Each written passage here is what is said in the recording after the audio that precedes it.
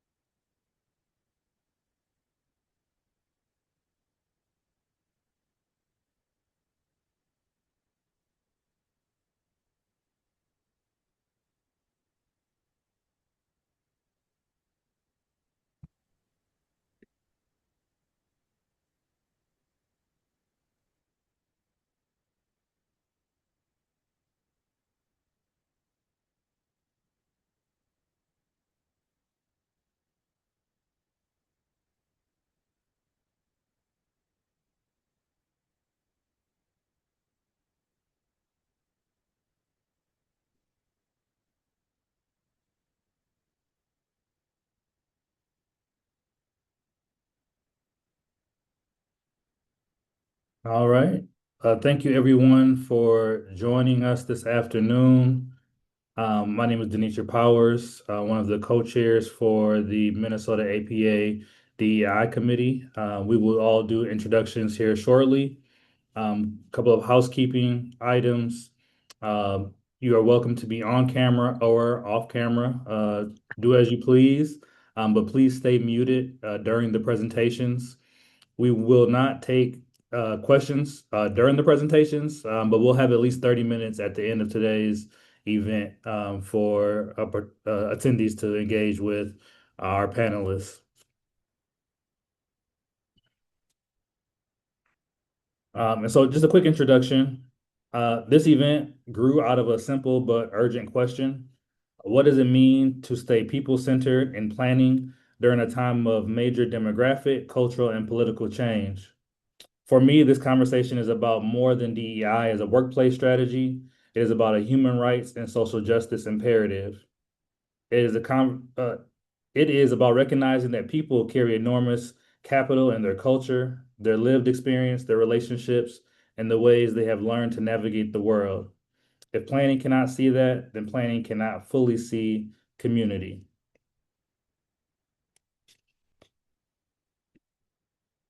Again, my name is Demetri Powers. I'm co-founder of NAO Partners, a local is in Minnesota, commercial real estate consulting and urban planning firm based in St. Paul, Minnesota. But we work nationwide, um, given our connection to Texas, APA, as well as with one of my teammates who is based in Dallas, who will introduce herself shortly. Um, I am the director of planning and research for NAO Partners. Prior to launching NAO Partners 8 years ago, I was introduced to the world of planning through community organizing in North Minneapolis. My planning experience grew out of transit-oriented development and equitable transit-oriented development and equitable development. I had the opportunity early in my organizing career to engage with both the Southwest LRT and the Blue Line extension as it bordered the neighborhood that I grew up in North Minneapolis and the Harrison neighborhood. During that time, I also had an opportunity to work with several organizations through the Alliance for Metropolitan Stability, metro-wide, learning from the impacts of the Green Line, but also trying to get communities more involved in the planning process as a way of mitigating and lessening the impacts of a displacement. During that time, I had an opportunity to work on the Twin Cities Equitable Development and Principles Scorecard, which was a tool created to give community members the opportunity to not just meet developers, planners, and policymakers, at the table, but also give community members the opportunity to envision what their neighborhoods look like for themselves in the future. That time at the Harrison Neighborhood Association introduced me to many different planners, from the county, the Met Council, as well as the city of Minneapolis, many of who I have the opportunity to work alongside as professionals, as consultant partners. And I, in 2016 is when I entered the Humphrey School for planning. When I went into planning, I was very intentional about not wanting to work for the government. I'm an entrepreneur at heart. I always wanted to, do consulting. Also had the opportunity to meet, some consultants early during that time, who convinced me and encouraged me to go the consulting route. But my interest primarily was in public and private partnerships. And so during my time at the Humphrey, my focus was on social entrepreneurship, which was, I guess, not traditional. I didn't focus on housing or transportation or environmental planning like many of my peers.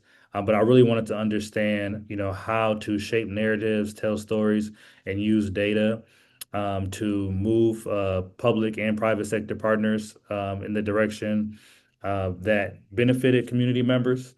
Having spent a lot of time at the neighborhood association and engaging with the local philanthropic community here in the Twin Cities, I was starting to understand, how different programs were being shaped and informed, not just by the community, but also by different policy initiatives, as well as planning initiatives. And so today, I use the experience as a organizer. My focus and passion on public-private partnerships to connect people, projects, and places, here at NAO. Um, I will leave it there. This is not about me. It's about many other people. But again, thank you all for attending. Uh, Quickly, the objectives for today's meeting. The first is to help planners interpret demographic change, not as background context, but as a condition that should shape planning practice, policy, and engagement. The second objective is to use both quantitative and qualitative methods to think more clearly about community assessments, especially how we identify both needs and assets. And then our third objective is to create a shared learning space between Minnesota and Texas practitioners on culture, planning, public institutions, and community change. I've had the opportunity to work between Dallas and Arlington, Texas. Learn this very interesting work that's happening down in Texas. And they're also experiencing some unique demographic shifts as well, that I think we could also learn from. So I'll now pass it to my co-chair, Devanjana, to introduce herself. Hello, all. Thank you for joining us today. I am the co-chair of DA committee along with Renitrick. I currently work as an architectural designer at Alliance, but I have a dual master's degree both in urban planning and architecture. So that's why how I involved with this planning community. I have worked on various planning projects in my previous firms. Also, before coming to the States, in India, I was actually teaching as an assistant professor in the planning department for a couple of years. So that's how I'm involved in the planning world. But I'm also some of that unique population who has both that architecture and planning background. And I always try to interconnect them and to see where they can overlap and where we both can learn from both of the professions. So that's one of the reasons why I wanted to join this committee. And the another reason is I'm coming from a very diverse country like India. So that's how I'm very much always interested about talking about diversity, demographics, all these things. So I'm very happy to present you all with such a diverse speakers today. And let's see what they have to say. Thank you. So we'll now have each of our panelists introduce themselves, starting with Sona. Hey y'all, my name is Sona Shaw and I am here in Austin, Texas. I saw somebody put that they are here from Austin, Texas too. I am very grateful for having this conversation right now because I am an equity and inclusion program manager for our City of Austin's Parks and Recreation Department. And so I'm not a planner, but I work with many planners. And also just I'll share more in my presentation about sort of my history and kind of how I got into this journey. But I think just as Denitrick was saying earlier, as an organizer and as people who have just, seen within communities, right, of what we grew up in, what the differences that we notice. I don't know. It makes me excited that we're having this conversation, even when all these things are happening right now. And so I just leave that there because I think there is actually a lot more um, people becoming into movement spaces that are starting to see these things. And that is something that we need to all pat ourselves on the back for because there are so many higher powers trying to shut things down. So I'll leave it there and pass it on. Hi, everyone. My name's Vivian Savith. I am based in Seattle and I work for a firm called Seva Workshop that does community planning.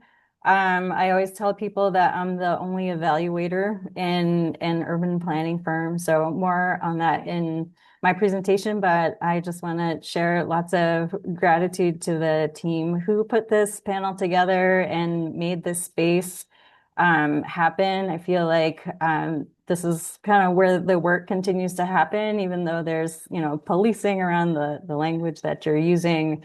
But this is definitely a heart space for us because we care a lot about inclusion and belonging. I feel like part of that is really bringing kind of an interdisciplinary lens to planning, which we will talk about a little bit more coming on. And I'll pass it on to Susan. Hi, everyone. I'm Susan Brower. I'm the state demographer for Minnesota. I'm joining you from St. Paul, Minnesota, and I'm just excited to be part of this discussion today. Thank you. Lastly, my name is Lauren Garrett. I work for NAO Partners. I'm a senior planning specialist with them, and I'm based in Dallas, Texas. Thank you, everyone. So to kick our first presentation off, as well as our facilitator for the day, will be Lauren Garrett. Thanks, Denitrick. So yes, I'm going to kick off the discussion today. Good afternoon to everyone. Good morning if you're joining from the West Coast. I also forgot to mention I'm the chair for the People and Culture Committee for APA Texas, so just wanted to drop that in there.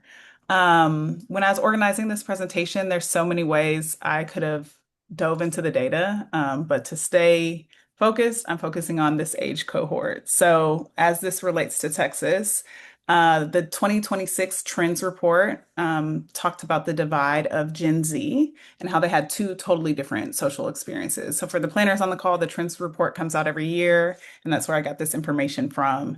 And why it's relevant to Texas is just a huge part of our population. So Gen Z, for those who are not familiar, is those born between 1997 and 2012. That means right now they're roughly 14 to 29. Based on US Census Bureau data, Texas is home to approximately 7.5 to 8 million Gen Z residents, so about a quarter of the state's population. They are affected differently, and they're split into two different cohorts. So older Gen Z entered adulthood pre-pandemic. They value equity, justice, and inclusion. They expect transparency and participation when it comes to planning processes. And they're also seeking walkable communities, Culture is really important to them, and so is experiences like going to a music festival, going to a fair, going to a market. Younger Gen Z, on the other hand, came of age during the lockdown. So this is the group that was going to school virtually. They missed some of the graduation, homecoming, prom. So some of those coming of age experiences, and that impacts them differently. They report higher levels of distrust of institutions. They experience greater anxiety and uncertainty. And they're shaped heavily by online presence. So the way that ties in together too is they have higher rates of cyberbullying. They have higher rates of body dysmorphia because they were online and seeing themselves and seeing their body and their face more than other previous generations. But why does that matter for planners? Like, what does that have to do with us? Like their behaviors, the numbers, the growth, all of that matters. Because Texas Gen Z is significantly more diverse than older generations. They're increasingly multilingual, multicultural, and they're digital natives, like I mentioned before. So deeply immersed in social media, not just like a nice to have, but like a need to have, like really connected. And that influences how we plan, how we co-create, how we storytell. And they expect transparency and continuous dialogue. I know a lot of planning processes have like a 12 to 18-month planning timeframe, but with them, they're expecting continuous conversation and they want to stay in the loop. Next slide. So here's a map showing Gen Z and the share across the US for 2024. So like I mentioned, Gen Z is about a quarter of our population. So together with Gen Z and millennials, we make up 50% of the population of Texas. And that's important because it impacts housing, workforce, all different areas that planning touches on. Next slide. So, can't drill in on this enough. Social media is reshaping engagement. So I mentioned how active Gen Z is online, they're digital natives. But we experienced this in the pandemic as well. A lot of planners had to switch to online engagement because there were no in-person meetings and open houses. So planners are competing with the algorithm, with memes, with influencers. So your work really needs to pop and stand out, especially with short attention spans. We need to move beyond traditional meetings, like public hearings that are at City Hall. You're missing out on the younger population. Static PDFs online are not enough. That it's a way of informing them, but it's not a way of co-creating. And we need to embrace online engagement efforts. So that could mean working with creators, doing short form videos, digital storytelling, having interactive visualization like maps. I know Esri has a lot of products where you can engage online. And then I went to a session at APA Texas last year at College Station, and there was a city who was doing short form videos, and it's very relatable for planning issues. So I highly recommend that. Another trend that came out of the trends report is around mobility. So the US is no longer a culture of mobility. In the 19th century, 30% of the population moved. In 1980s, 20%, but now we've reached an all-time low of 8.7 Americans that moved in 2022. So that's lowest recorded rate, and it makes me wonder why. I'm curious, like, how many of you online are from Texas? And if you know, we have, although that's a national trend, we move quite a bit, and a lot of people are moving to the state of Texas. So, guesses on where they're moving from, feel free to drop them in the chat. My one clue is that it starts with a C. It's a pretty easy clue, but there's some other states where people come from. I see a lot of California. Nice. Other states, Florida, New York, Illinois, and Louisiana. So, some people are moving because of natural disasters. So, climate migration is real. A lot of people moved to Texas after Hurricane Katrina. I experienced that when I was in Houston. I saw quite a bit of people there, from Louisiana and had roots in New Orleans. But what else is behind the trends? This is where I encourage planners to get curious. Is it housing prices? They can't afford to move? Is it housing quality? Some other cultural reason? I know one of them is the lingering effects of the pandemic. Remote work has reduced job moves, so you can stay. I think that's why a lot of people are moving from those other states as well. They don't need to live in the state they're in even if it's more expensive, they can come and move to Texas. Um, some other things to think about for planners and why mobility is important for us to be thinking about is housing, transportation. Where is the affordable housing? Is it located near where people work?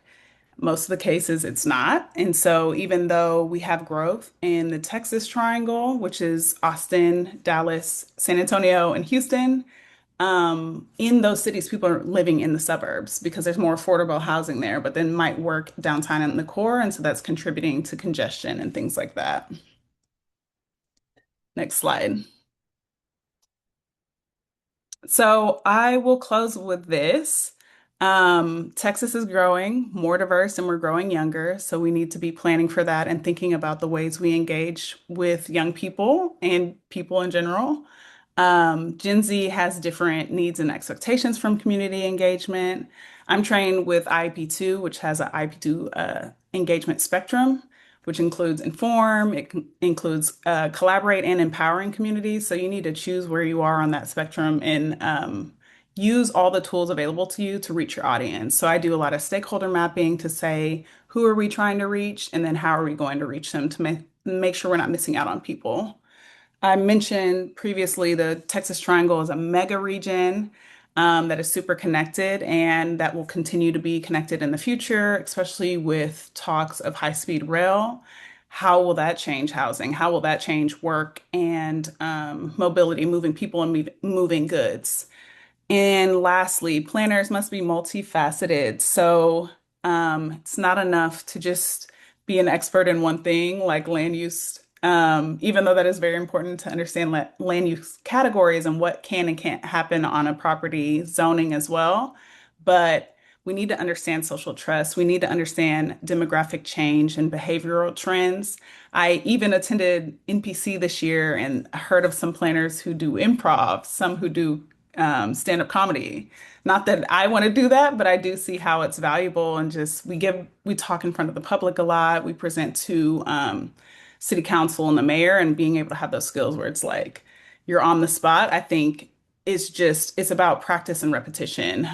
So we have some other people on the panel who specialize in evaluation and demographics. So those are very important skills to have, and I'll pass it on to them. Thank you, Lauren. Our next presentation will be from Susan Brower. Terrific. Hi, everyone. Great to join you here today. I'm going to kind of zoom back a little bit and share some of the demographic trends that I know will shape your cities and your counties and the US, our states, over the coming decades. I just spent a week with demographers from all over the country last week.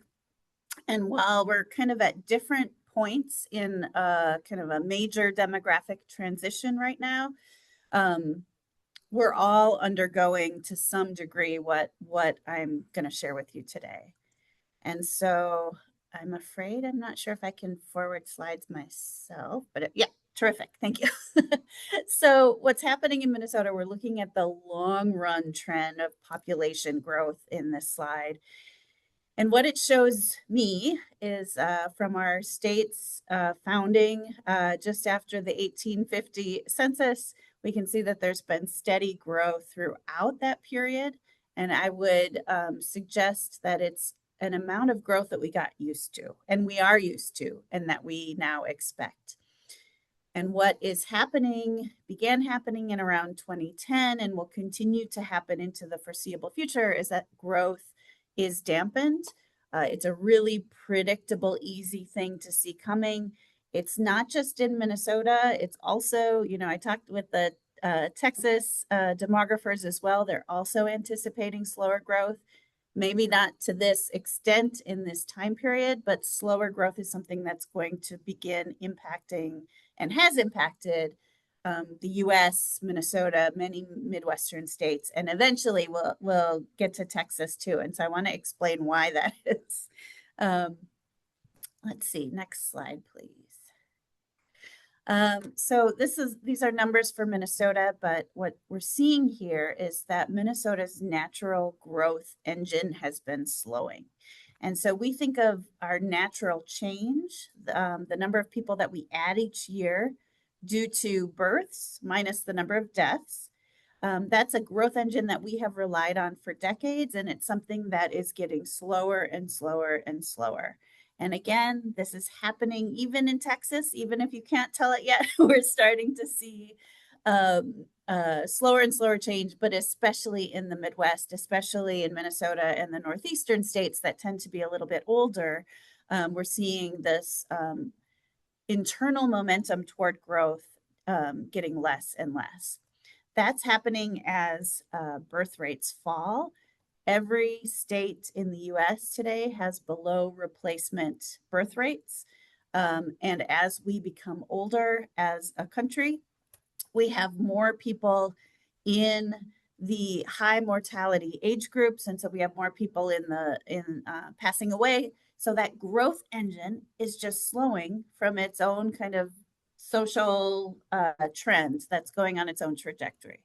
So it's really important to understand that the foundation of growth is kind of shifting under us. And what that means, next slide, please. I'm sorry, I don't know where the button is. I should have joined the meeting earlier. What that means is we have to point to migration, whether it's from other states, whether it's from international migration. As that internal momentum starts to dissipate, as we have fewer and fewer births and more deaths, it means that the only way we grow going forward is from migration. Now, states in the Midwest, like Minnesota, historically have had more people who've moved away. They've moved to the South, they've moved to the Southwest, but we don't tend to gain people from domestic migration. We have gained people from international migration over time. In this graphic, the blue bars are just showing you the number of people who are added on a statewide basis due to international migration in any given year. You can see that there was a big increase between 2022 and 2024. That was across the US, not just in Minnesota. And it was due to kind of an influx of people, humanitarian admits at the southern border, people coming up through Texas many times to claim asylum in the US. What we've seen are those numbers cut significantly between 2024 and 2025. And that is happening at a time, again, where our internal growth momentum is dissipating. And so I tell you this to tell you that immigration from other states, from other countries is more important for every state as our natural change gets less and less. And we're at a point where there's just not a lot of appetite for international, well, there's not a policy pathway for people to enter the US at this point. And it's probably at a time where many states, particularly in the Midwest and Northeast, are in particular need of folks. Next slide, please. Thank you.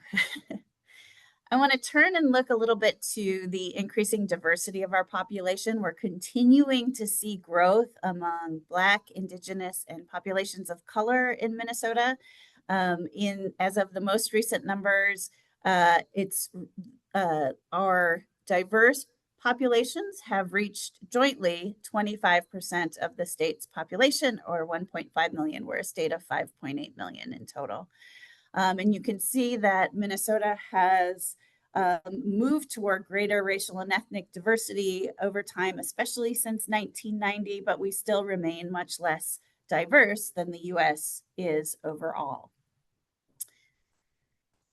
Next slide, please.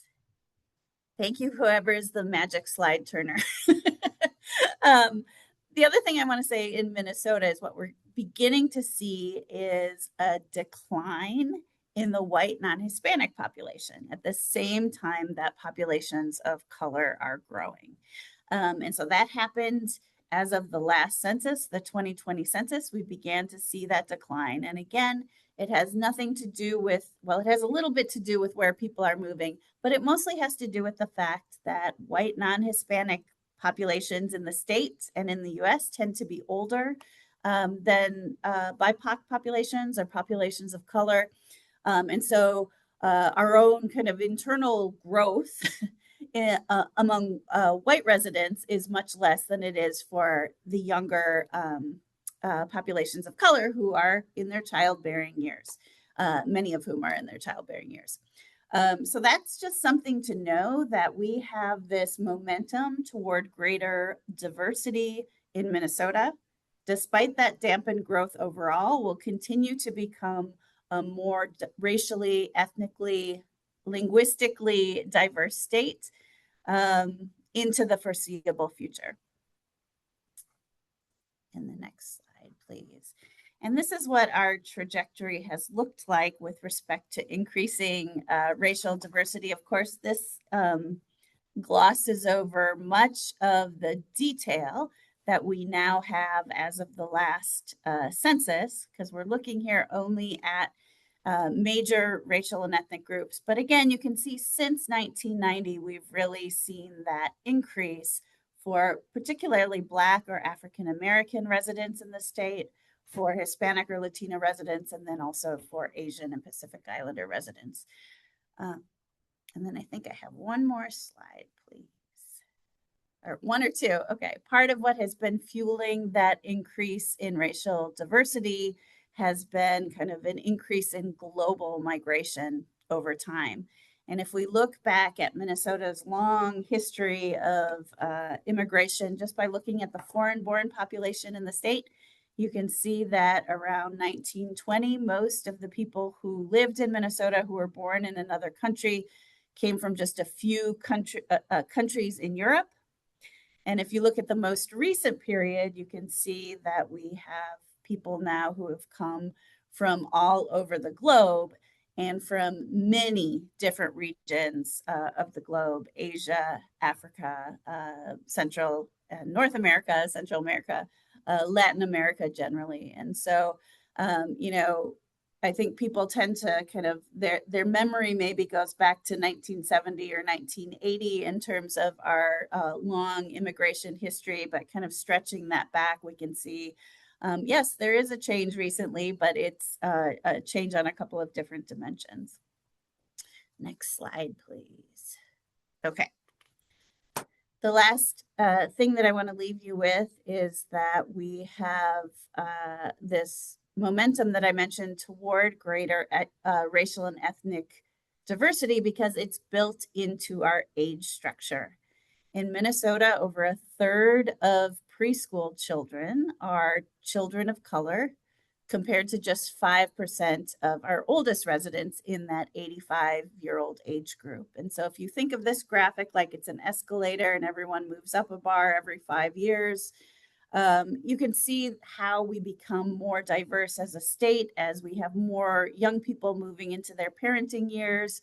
They in turn have more racially diverse children. We see kind of immigration helping this along, but even without immigration, there's a movement toward greater racial and ethnic diversity just because it is cooked into our age structure.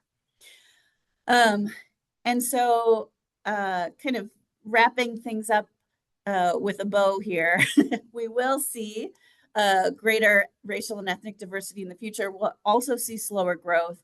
This is true in Minnesota, but it's also kind of making its way through the US as well, and eventually likely to be the case in Texas. And so I will wrap it up there. Thank you. And thank you for whoever was helping me with slides. You are very welcome. Thank you, Susan. We'll save questions for the end. Next, for our presenters, it will be Vivian with SIVA Workshop. Thanks for having us today. We can start on the next slide.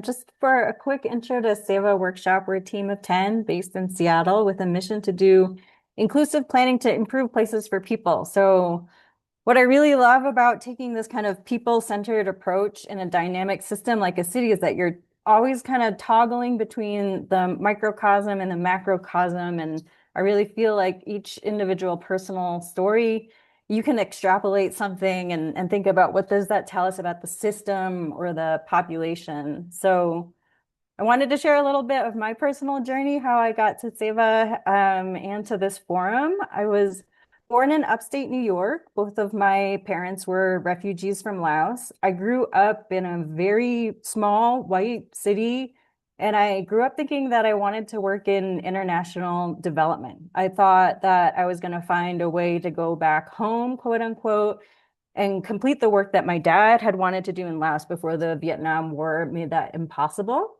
Evaluation was going to be my path there. So that's what I went to grad school for. I worked after grad school for a land rights nonprofit, evaluating programs and policies all around the world intended to improve food security, economic growth, and gender equality. So this is kind of, the micro story, and I want to zoom out and connect that to some of these macro themes around inclusion and belonging and demographics, because moving to Seattle, a West Coast city, larger with so many Asian Americans active in civic life, I did kind of hit a personal realization that home for me was here in the US and not Laos, and improving the place where I live now became more important to me than improving the place where my parents came from.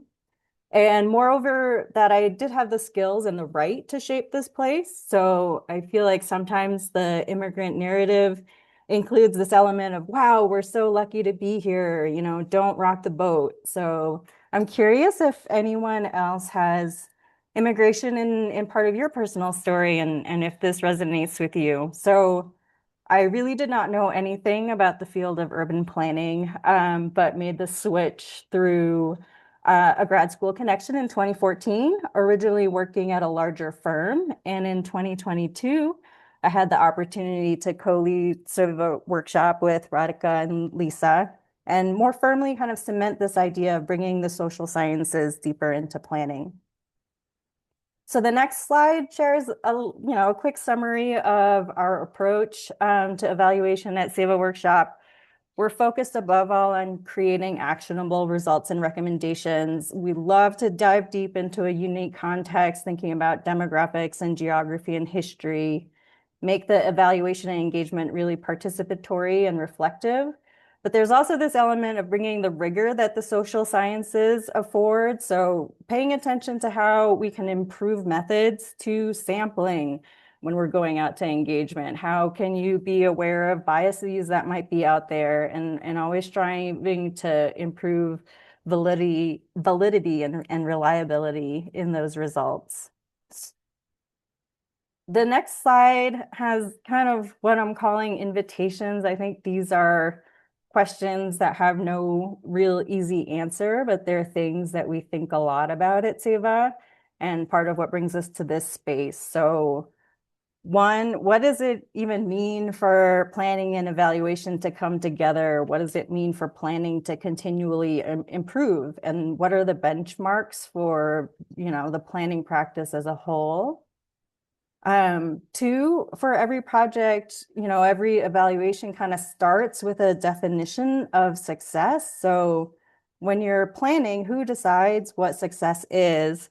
Of course, planners do community engagement, community visioning, but I think from the lens of an evaluator, you're like, wow, there's so many biases, in these processes. They're really dynamic systems. There's imbalances of power.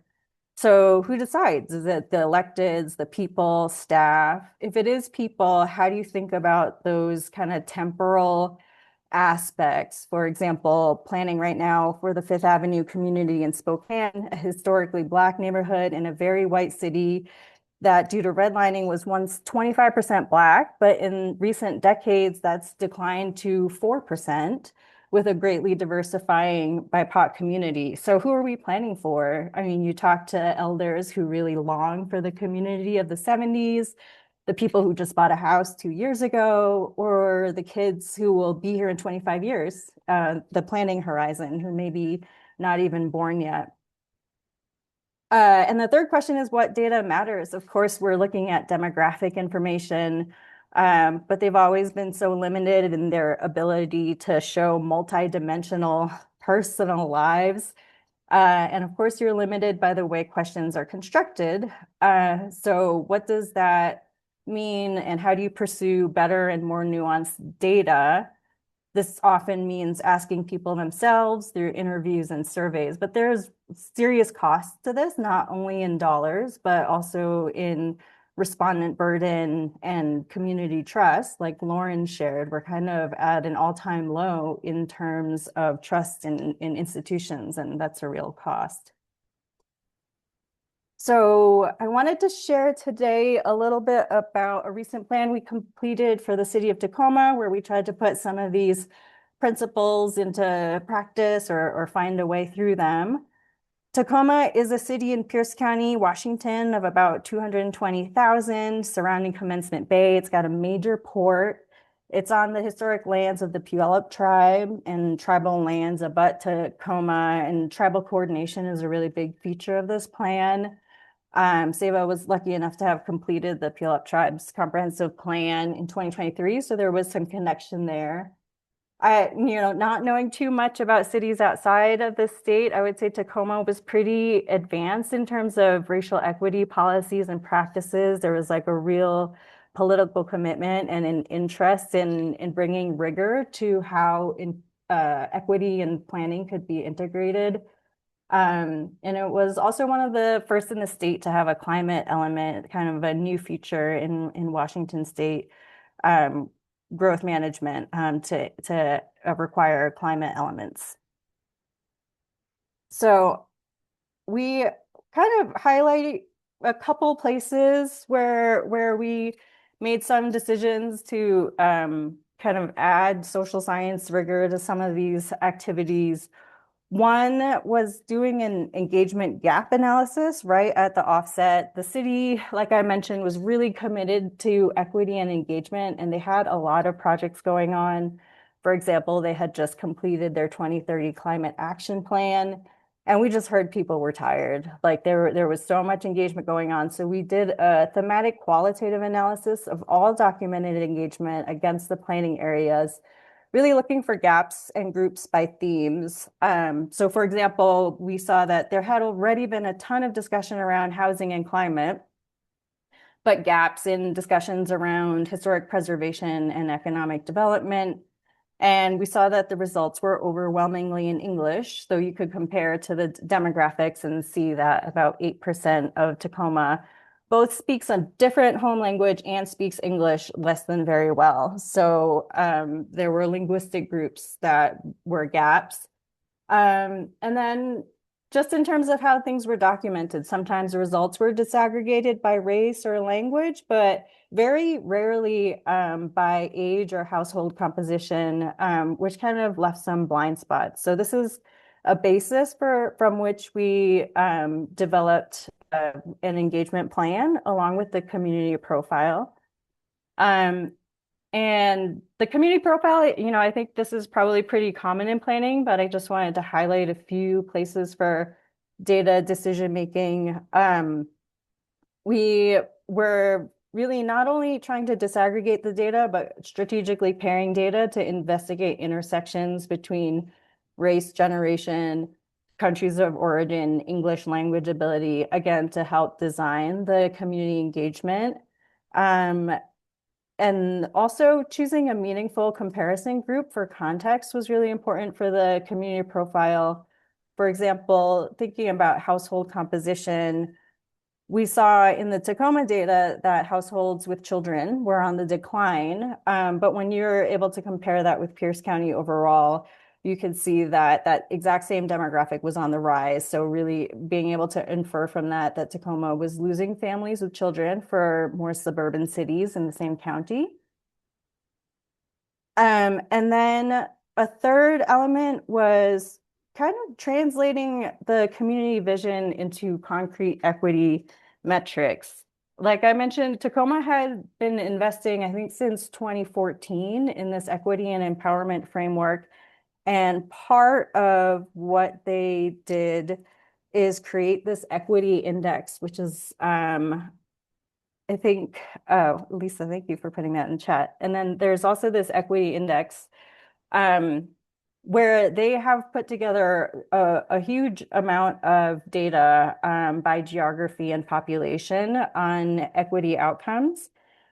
So for the planning process, we use this body of data and filtered things down to come up with a set of 19 metrics that planning could influence and had some link to the plan's focus areas of equity, opportunity, public health, safety, and sustainability. So once we had those 19 metrics, we could create a baseline and kind of use a targeted universalism lens to disaggregate that quantitative data by various subgroups and geographies to see how groups were faring relative to these measures. And from that, we also developed a policy audit. So we developed a screening rubric to help systematize how we were analyzing the existing comprehensive plan. So for every policy, there were 74 goals and 751 policies in the existing plan. We had two independent reviewers think about relative to these 19 outcomes we're trying to achieve, is this policy harmful, neutral, responsive, or transformative? And having two independent reviewers was a method of trying to strengthen the independence and the reliability of the analysis. And then once the reviewers had their version, we met to kind of align the audit and talk about the reasoning between that for that rating. So this really kind of helped highlight where were the equity gaps in the existing comprehensive plan and create a basis for this final piece, which is cross-department sense-making and policy development. So we said, hey, there's, a gap in policy here, or there's conflicting policies between departments here. And this was a real opportunity in a cross-disciplinary space that's oriented around the equity metrics so that, for example, transportation planners and the climate action folks and historic preservation could come around together and say, hey, we've decided air quality, equitable air quality is important. Like, what are we going to do about it in our respective departments? So the next few slides are just a quick show and tell. So these are some of the equity outcomes that we came to and visuals that we used for the workshop and report. And the next slide kind of sums up the plan on a page. So we don't need to spend too much time here. I just want to conclude on the final slide to say, this plan, we completed it in 2025. There were definitely lessons learned and tensions and TBDs. I think I kind of talked about like this was the intention behind the process. These are the principles we're trying to apply. But I think one, there were always political forces at play. So as much as we wanted to use the gap analysis and demographic data to kind of target and tailor the community engagement, I think there was a political imperative to say, no, we still have to have one of these things in every single council district. Two, I would say measurement and evaluation capacity is something we always run up against. So many times metrics get defined, but then cities don't have the capacity to follow up on those measures, maybe until the next comprehensive planning effort. So this is kind of an organizational question of how do you get capacity to have this regular process of checking in. And then finally, I would say evaluation myths and anxieties. I'm representing evaluators here, and we run into this not only in planning, but so many other clients. Just worries about what is in and out of your control and not wanting to set down metrics that you can't make progress on. So I think there's some nuance around what's data that helps you develop strategy and policy and set your direction versus data that this is your performance metric and you are being evaluated on an individual basis on this metric. So I think there's room to grow in terms of nuance there. And yeah, I hope that kind of working through these tensions brings our fields closer together. Thank you, Vivian.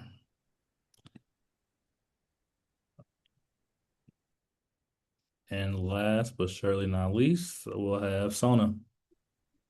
Hey everyone. My name is Sona Shaw, she, her pronouns, and I am the Equity and Inclusion Program Manager at Austin Parks and Recreation. And I never thought I would work in government, to be honest. And so listening to all these presentations before me has kind of helped me see sort of where I don't know, just where we all are taking a stand, right? And kind of how we are showing up, how we're seeing these biases. Because I think the diversity that I've seen, at least in Austin, Texas, and just growing up in Texas from when I grew up, there's just so much more, right? And so I really appreciate, Lauren, you also talking about the Gen Z because I think there's all these intergenerational things too that we are not understanding. And one of my, even though city government is hard to work in, it's one of the most diverse places I've ever worked in. And so I just want to put that out there. Next slide, please. And I don't know, can I change the slides here or can I not on my own? I'll have to control the slides. Okay, you'll do it. Okay, thanks. So when Lauren actually asked me if I could participate in this, and we worked together at the City of Austin, and one of the things that I think I talk a lot about in my journey is being an Asian American born in Texas. I was born in Houston, Texas. Vivian, I think a lot of the stuff that you shared, I think many of us that um, you know, grow up as like, I guess we call it third culture kid, right? We didn't grow up in the same ways that our parents did. A lot of my mom has seven sisters. And my dad came here because of the 1965 Immigration Act. And so prior to that policy, the US restricted Asians to coming to the United States. So there's a long history in why people are here. And I think sometimes I feel that my existence is just helping people understand some of these stories because it's a lot of stuff that I've had to figure out on my own as well. So I said I was born in Houston, Texas, but an interesting fact on my birth certificate. So I was born in 1978, which says I am white and that my parents are white. But then 3 years later, when my sister was born, she's Indian and my parents are Indian. And so I just share this as an anecdote that obviously we know race is this social construction, but how are we really understanding the experiences, the tangible experiences, right, of people of color, because it's very diverse, it's very intersectional, and there's so many things going on. And so at a young age, I really noticed my difference. I grew up in a white neighborhood. The picture you see on, I guess, the left is me and my sister with two of our neighbors down the street, Summer and Megan Vertucci. And I just remember being so ashamed of like my, house, the way my house smelled, all these sort of things whenever my friends came. But this one thing, what we're all wearing are chanya choris, and it's like my family is Gujarati from India, and my mom would hold these festivals and do different things, and so we liked getting dressed up. And I brought my white friends with me, you know what I mean? Which they actually really loved too. And I share this story because it took me so long to understand what my mom was really building for us. And so 2018, the other picture you see there is me and my son, who's mixed. He's half white, and I always have to remind him his Indian part. But that's me in front of the Asian American Resource Center where I actually met Lauren. And that was a city, it's a city-owned facility. It was created in, I'm trying to think when it was created. So I was there the 5 years, 2013. And a lot of my work consisted in working in Asian American communities because I recognized that there's so much confusion and invisibility and all of these sort of things, that I ended up becoming the manager of the Asian American Resource Center here in the city of Austin. And it kind of felt like full circle, because part of running the Asian American Resource Center were all these dynamics of like newer immigrants, right? Second, third generation immigrants, um, all of these things that were coming together as like this Asian American experience. And so I was really proud of the work I was able to do there. And while I was there, I also, so this was with the city of Austin, and I'm explaining this because this was in 2018. So the city of Austin had created an equity office, kind of Vivian, what you were saying with the city of Tacoma, right? I think a lot of these things are dependent on the kind of political narratives or ways that community organizers, people, the history of how people have been pushing their own cities, their own city government, right? Because that's what we have to kind of tell. None of these spaces are created on their own. There's always push and pull.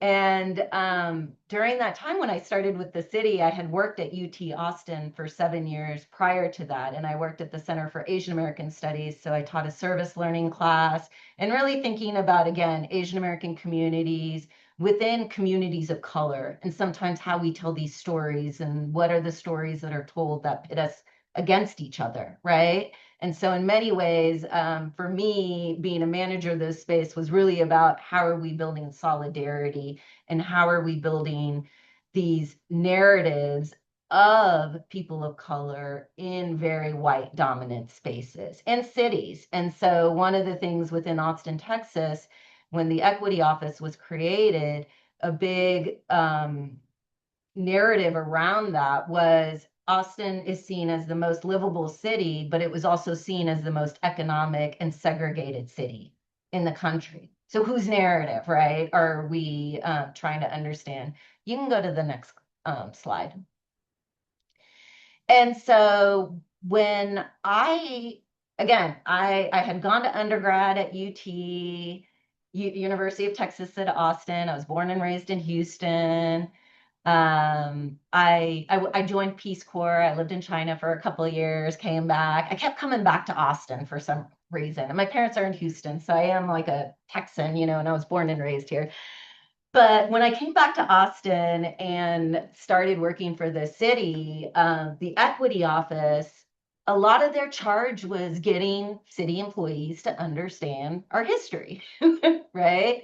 And so a big pull was about how does the city of Austin employees and community actually understand our 1928 plan? And so for those of you that are familiar with Austin, and you probably have this in your city too, right? Infrastructure things segregate, right? We have I-35, this major thoroughway in Austin that has separated like east and west. And now we're sort of seeing the gentrification and all of these things that are coming up. As planners, y'all know all of these things that are coming up. But I think for me, I'm still trying to understand the narratives and how we tell these stories, because it's very different depending on who you ask sometimes.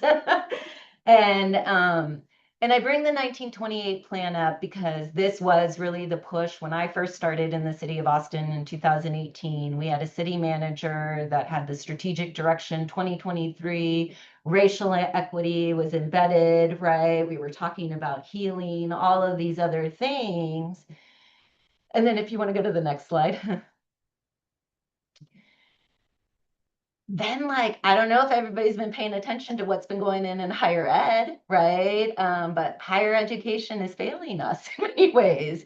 And some of the things in just seeing the narratives of what's happening in Austin, Texas, especially as a quote unquote like liberal oasis within Texas, right? You see the University of Texas completely shut down all of these student services and programs. And mind you, I worked there for 7 years. And so many of my colleagues and friends were terminated, you know? And so I share this because it takes years for people to consistently build up stuff, and it can be so easily dismantled.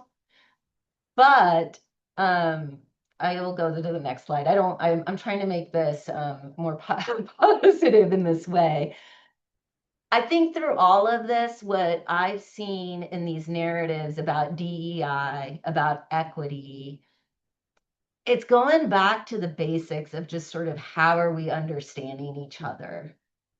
And what I mean by that, I really like this quote. And this isn't even a quote that the city of Austin uses or anything. It's something like I went through this collective impact training, and I appreciated the way they defined this, because I do think that we are looking at representation, right? A lot of the diversity conversations we're having right now is where is the diversity within leadership in our institutional leaderships, and not just by race, but by thinking, right? I think there's a lot of ways that all of us need to kind of continue learning in these systems of oppression.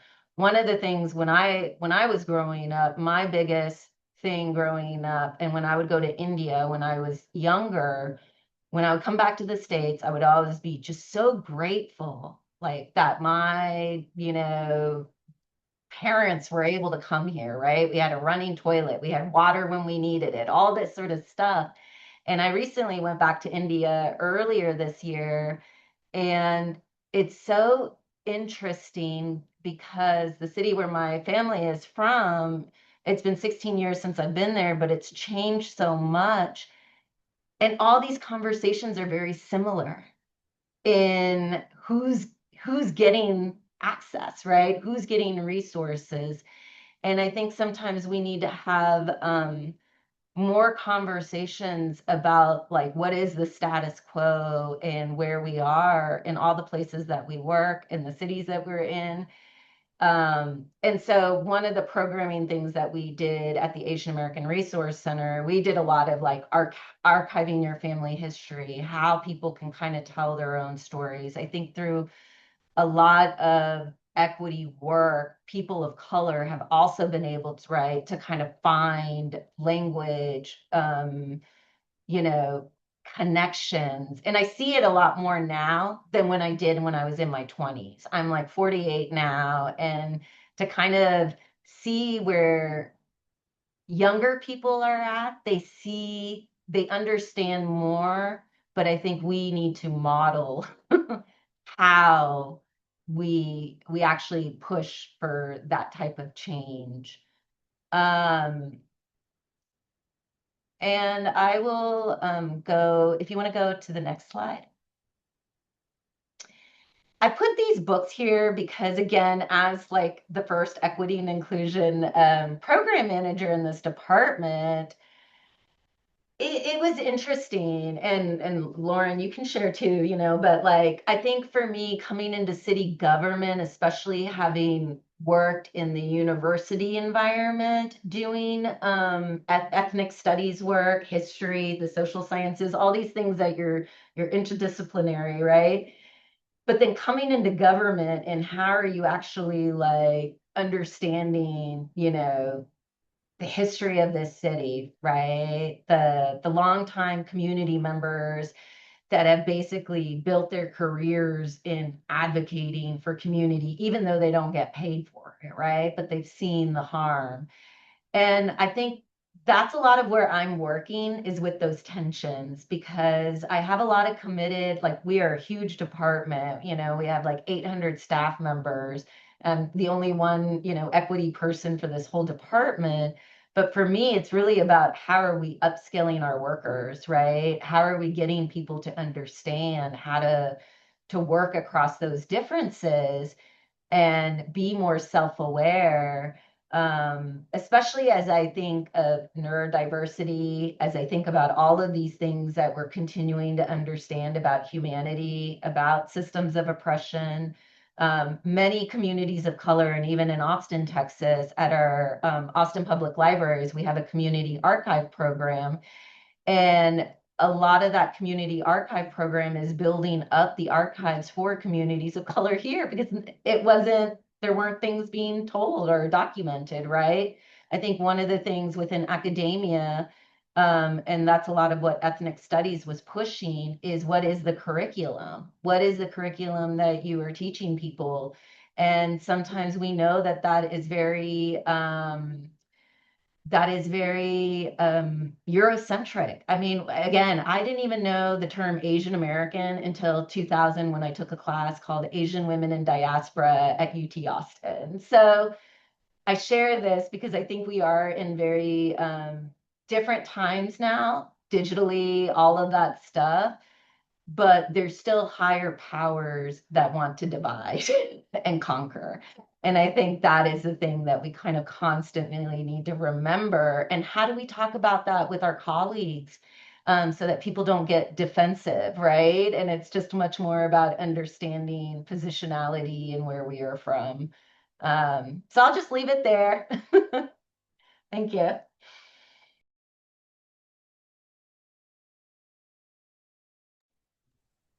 That is a great place to leave it. We're jumping off the discussion. I think we all approach culture and demographics change from different angles and different lenses. So it's good to hear everyone's presentation. I know, Vivian, in your introduction, you mentioned you are an evaluator amongst planners. I want to know if there are some things you recommend that urban planning professionals can learn from evaluators.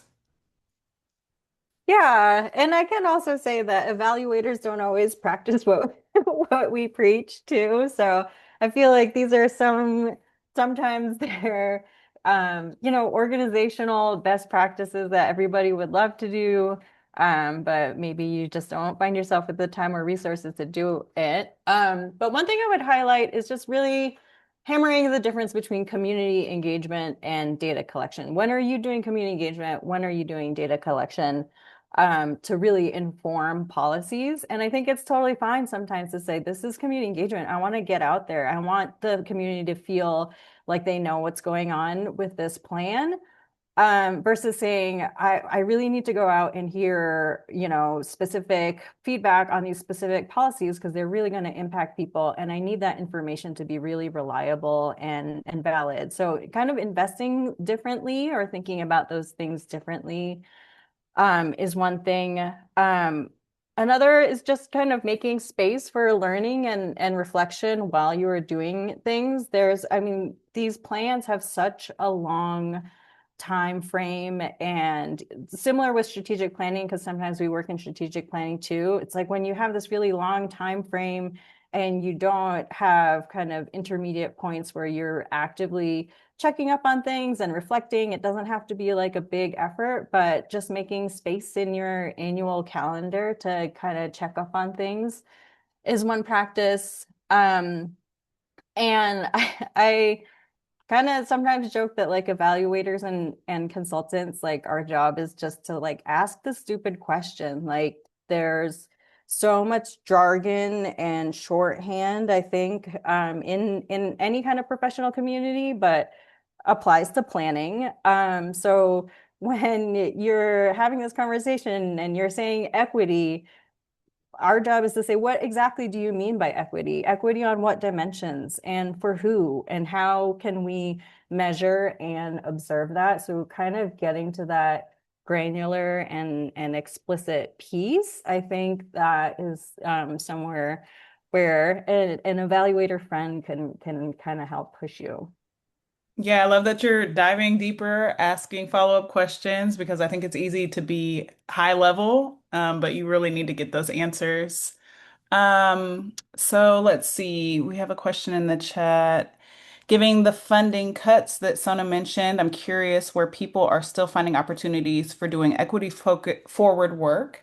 Where is funding happening now, and how can that be leveraged for impact? Does anyone want to take that? Can I say something on that? Just because I forgot to say something about my Go ahead. role. Yeah. So we do have a city manager that came in a couple years ago, and he actually was in Tacoma before. And what's been interesting, because again, I'm in the state of Texas, and our governor, president, but then we're in Austin. And it's been really interesting because I still have my title, Equity and Inclusion Program Manager. There's other departments and other people kind of figuring it out. And I just say that because I think really got to start looking at institutional leaders, right? And people, and how are we understanding, like asking those questions that Vivian, just said. Because what I see is people don't like it looks bad to be against DEI, to be honest. and like our workforce people, so their messaging is still sort of out there in our city in these ways. It's just not as like academic and deep in the ways that I think it was 2020 and on. And I say that in the sense of funding, that I think a lot of what we see with the federal funding and things that are going on, like some cities are actually suing the federal government, but a lot of these are all tactics. It's like a cognitive and media warfare, right? In the ways. And so I share that to be so that folks can just challenge people they work with. Thanks. No, I appreciate that. We have another question popped up in the chat for Susan. It's from Angie. She says, if immigration itself stays limited, how does that change the population projections in Minnesota over time? It's a two-part question. Follow-up Yeah. question. You want both or So one at a time? I can do both. Okay, the So follow-up question, would the birth rate among immigration populations conceivably help fill in any population growth gaps? yeah, so with the decline in international immigration that we saw between 2024 and 2025, we expect that it will further slow to almost zero in 2026, just given kind of the early numbers. That's nationwide, but it will certainly have impacts on all of our states. And so what that means for our projections is they're too high. We've projected based on kind of recent history, and we'll have to kind of adjust those downward if we continue to see lower and lower numbers of people immigrating to the U.S. The birth rate already from immigrant populations already does support growth.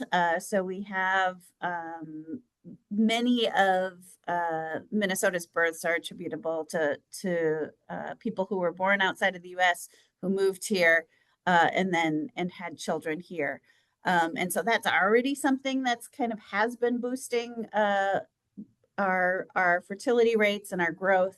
But it's kind of just points to the additional downstream effects of slower immigration to growth, to a compounding effect of lower growth in the future.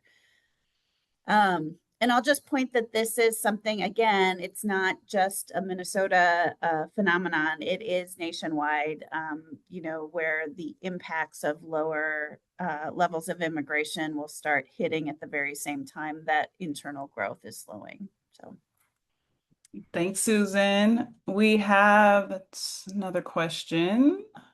Do you have suggestions for baking the equity into the project or the process in effective ways, absent extra funding? I believe in these initiatives as not being optional or extra, and keep looking for ways to embed the concept in the work. If you're a parent, kind of like recipes for brownies that use pureed black beans to get protein into kids, or hiding veggies in noodles or whatever. Anyone want to take that?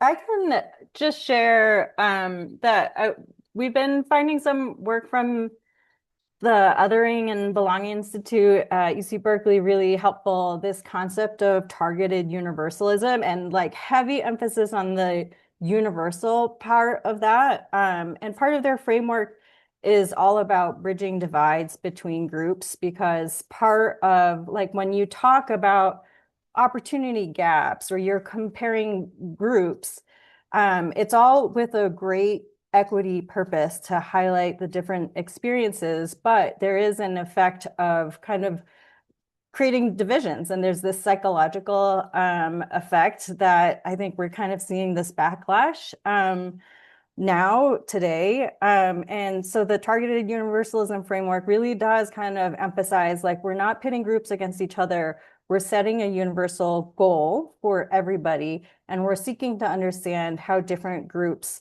what their path to that universal goal is, because we believe that all groups are going to have a universal path. So I feel like this narrative and this framing of saying we share values, we share goals, different groups are going to have different paths is a lot different than kind of highlighting division and divide. And I just think in kind of this like cultural moment, this bridging narrative and this kind of unifying narrative is a lot easier, I think, for funders to kind of get behind. Okay, next question. So it's not posed to anyone specifically. It says, how do we move forward with DEI conversations and outcomes if it is considered a bad word? Maybe being against DEI is seen as bad in some spaces, places, but even in suburbs of Minneapolis, I don't know if that's true. We used to talk about a rural-urban divide, but a suburban-urban divide is real in Minnesota. I hear we've moved out here to the suburbs to get away from Minneapolis, meaning we moved out here to get away from non-white people. It's gotten to the point of resistance to higher density housing as it is viewed as a Minneapolis thing. Anyone want to approach? The question is, how do we move forward with DEI conversations and outcomes if it's considered a bad word? I can try to take a stab at it. Okay. Because I'll be honest, nobody has officially said anything that we can't say that, right? Like in the city of Austin. Obviously, the University of Texas at Austin is run by the state, in that way. And so it's interesting to see these tensions. I think it's for me, it's been really interesting in my department because there is a divide here. And I think in many ways it's about, again, leadership and how people are showing up in, what is allowed and what isn't allowed. And so I think for if DEI is, a bad word or however people are seeing it, start trying to understand, is it like, what is it really about it? Right? I think there's a lot of misconceptions. And I think that has been the media campaign against this work, right? And to kind of understand that from the cultural and sort of like narratives of how media operates, it's really the connections we have as people and to each other, that is going to shift that. And so for me, again, I'm an Asian American woman in this department. I'm the only one at my, in this leadership level, but I pretty much stand my ground around equity and inclusion. I know what I'm talking about. I know the history of things. And so just, I guess what I'm saying is just get yourself comfortable with how you're talking about this stuff. And it takes time. So don't feel like I worked with a lot of younger college students and things. And I think sometimes with Gen Z and even younger millennials, they think that things should just happen, right? But no, like things take time to build. Yeah, I it just takes time. It Yeah. takes And I time. agree with the lived experience too. The lived experience piece helps shape that. But then there's also a learn books and recommendations, which is the question we have from Devante. Question to all. Any other recommendations for books, podcasts, public speakers, thinkers, and YouTube channels? If you have those that have been impactful for you, please share those. You could either share it now, share the titles, or drop it in the chat. I'll let y'all choose. Any book recommendations, podcast recommendations? Susan, I Vivian, have this one that I didn't put on my list, but it's called Anti-Racist by Design, Reimagining Applied Behavioral Science. And I think it would be really helpful for a lot of the planners here because the authors basically talk about how like race and equity and these sort of things, even within their disciplines, weren't talked about. And that's a lot of what I experienced too, in my own education, And yeah, so Yeah. I think Chelsea shared some resources in the chat, and then some other people have shared some. So keep them coming. There was a question earlier about federal funding. I wanted to ask, so we typically see federal policy changes affecting local planning through transportation, affordable housing, and environmental policies. But what about immigration policy or migration policy? Can you speak to that, Susan or Sona? How have you seen federal changes showing up in your work?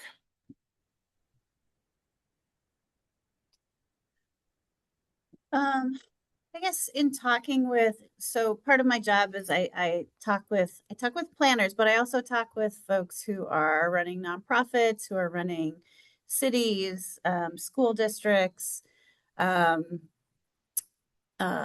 you know, people in the private sector. And I guess kind of what we have seen in Minnesota in the last 6 to 7 years, except for during the pandemic, if you take that part out and look back, 6 to 7 years, we've seen an increased demand for people to fill the important jobs that we have, whether it's a local government, whether it's, in the healthcare industry in direct care, or by, highly skilled physicians. Immigration is already supporting those needs. And so what we saw in Minnesota are these kind of workforce gaps open up over that time. And I think this impacts everyone who has work that they need to get done, is that we have a labor supply problem in Minnesota and in many places in the US. And it's beginning to kind of unfold across the globe as well. And so I guess I would just say that the place where we feel it first, maybe not where we'll feel it always, but the changes in immigration are immigration was one way that we could supplement that tight labor market. And now that kind of spigot has been turned off, and we have really a crisis for some of our essential jobs. So I guess just keep in mind that this is federal policy that was made and can be changed, and workplaces are where we feel it first. I'll say immigration challenges in Austin. People are fearful, right? I think, there's a lot of dynamics with community and what they want our police to do with ICE and all of this stuff. And so, and the labor piece, as somebody who's like studied some history and like ethnic studies, we always have to look at labor and race.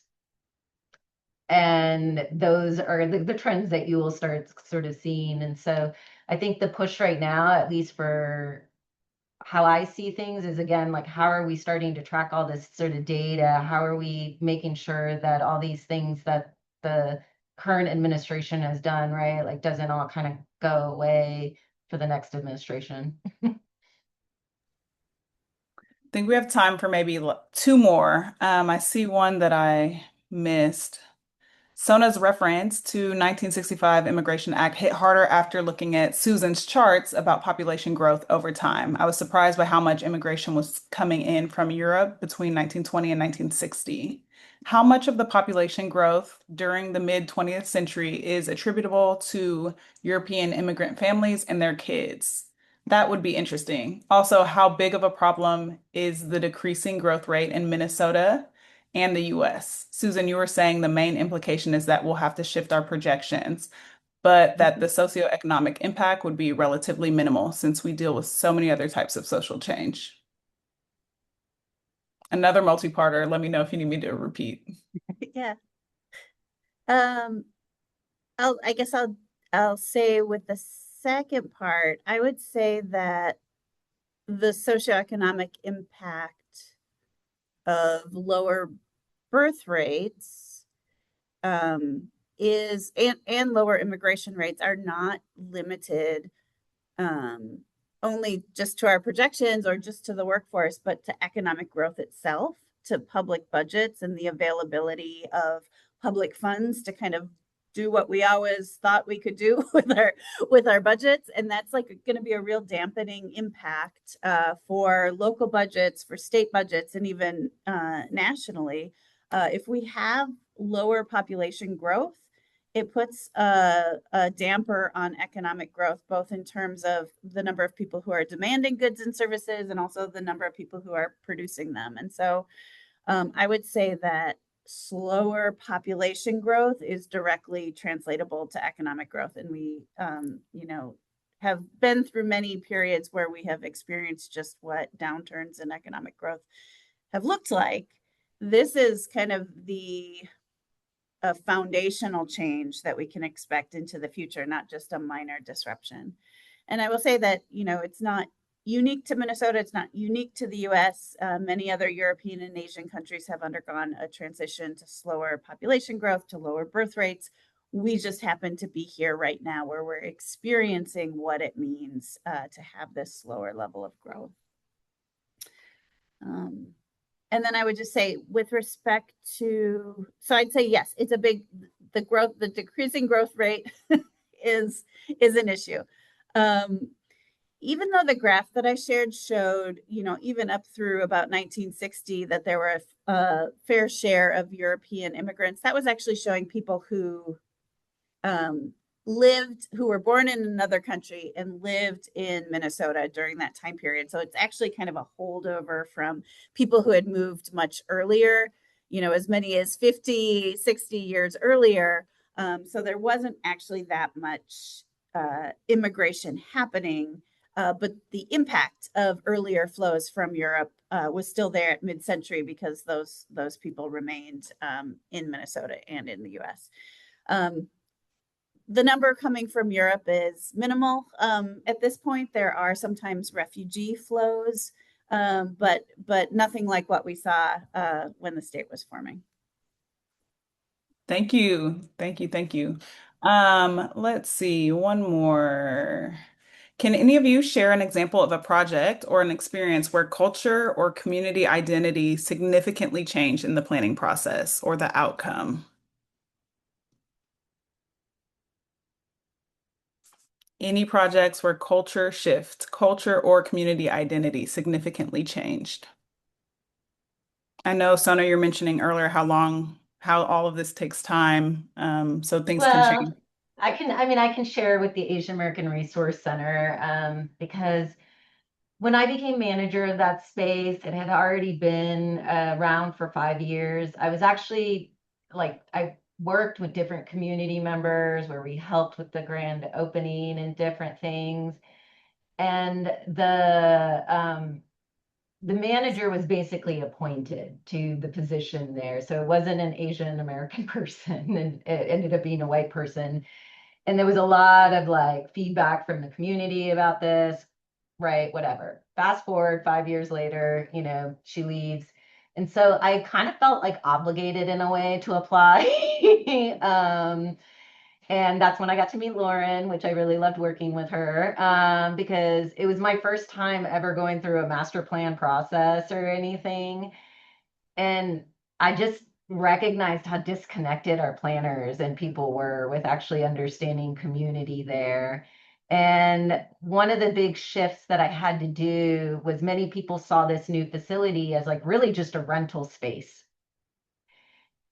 And a big thing I had to do there was really just shift and redesigning the mission, vision, and values to not hold us as a catch-all for everything, that everything the Asian kind of community comes to, but what is really our purpose. And I just share that because a lot of it was just pushing back and knowing my own community. Many of the people that I worked with did not know these people, right? To the extent that I knew the history of what people were organizing and working on. And so that's why I just, those having that internal, external kind of relationships are so important in the work that we are doing and planning for our cities. Absolutely. And I think one thing that's really important too is having representation. That's like one of the big things that stuck out to me, what you just said, like representing the communities, even though you can't represent all of the Asian American communities, but having representation and leadership in these roles and all of our roles is really important because we can relate to people differently and their lived experience. We're gonna do one closing question. It's been a great discussion. I just want to be respectful of everyone's time. Quick reflection. What is one thing you hope attendees take away from this discussion today? Does anyone want to jump in? Just one thing. I, I'll jump in because I have to actually jump off because I have to go to another meeting. But Okay. organize, y'all. Organize within your, like y'all just organize this whole gathering here in this time. This was great. I'm going to contact my panelists because I learned so much from y'all. And yeah, like that's how we're gonna be able to survive. Yeah, I'll jump into, I guess, because I had a presentation. But my one thing I think I learned from Susan as well is that we are wired for growth. And I think working in Texas specifically, that's been the narrative. But you really need to dive into the data, look at these projections, check your numbers. I've worked on projects in Illinois, I've worked on projects in Tennessee.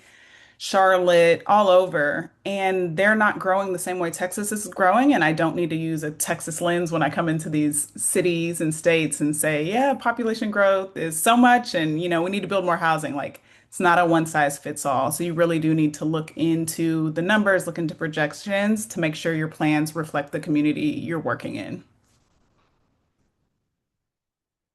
Susan or Vivian, any closing thoughts? No, just thank you so much for making this space. And I would just say, like, get out there and connect, like go out and be in your places, take in some like arts and culture and be in community because I feel like webinars and reading lists are great, but I feel like there's no substitute in these times for real human connection. Yeah, and I can just leave you with I do think slower growth is in our future, but that it doesn't have to be a bad thing. Sometimes that opens up opportunities to try new stuff that we didn't try before. And so I am very hopeful about the future. I'm hopeful about what we can build going forward, even though we're on a kind of a different terrain. I don't think it means that there's doom in our future. Thank you all for sharing your thoughts and just leading such a great discussion. We had a lot of questions from the chat, so that was helpful. I'm going to pass it to Denitrik. This was amazing. Thank you all. Glad to be peers. I'm glad to have learned from everyone on the panel. Thank you to everybody that was able to attend this afternoon. We will follow up in an email with the email that you provided for registration with the number that you need with the event number so that you can get your AICP CM credits if that's what you need. Again, thank you. Have a wonderful afternoon and look out for the next event. Thank Bye, you, everyone. everybody. Bye.